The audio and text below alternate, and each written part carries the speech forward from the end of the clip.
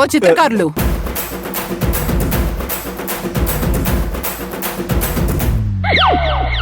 సరే నేను తర్వాత మాట్లాడతాను.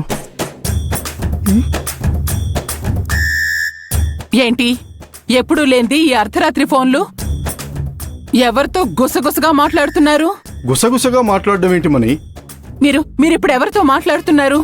కిరణ్మయి తోటి.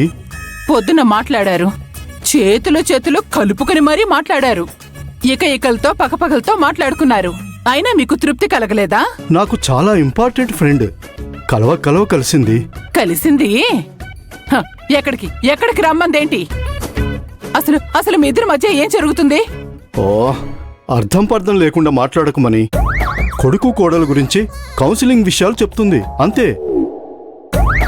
అంతకంటే మా మధ్య ఏముంటుంది చెప్పు? నువ్వేం అపార్థం చేసుకోకు. నేను నీకు భార్యగా పనికిరానని చెప్పింది కదా. తను ఫస్ట్ నుంచి అంతేమని. ఏమున్నా ముక్కుసూటిగా మాట్లాడుతుంది. అంటే ఆవిడ దృష్టిలో నేను గయ్యాళ్ళనా? అంతేగా మీ ఉద్దేశం?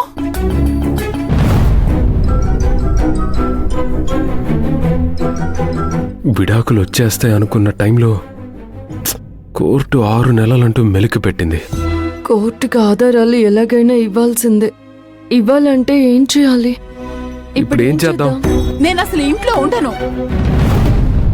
ఆ అమ్మాయికి మీకు ఏదో సంబంధం ఉంది. నేను ఇంట్లో ఉండను.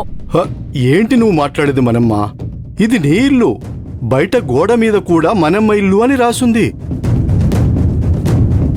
నేను ఈ ఇల్లు వదిలి వెళ్ళిపోతాను.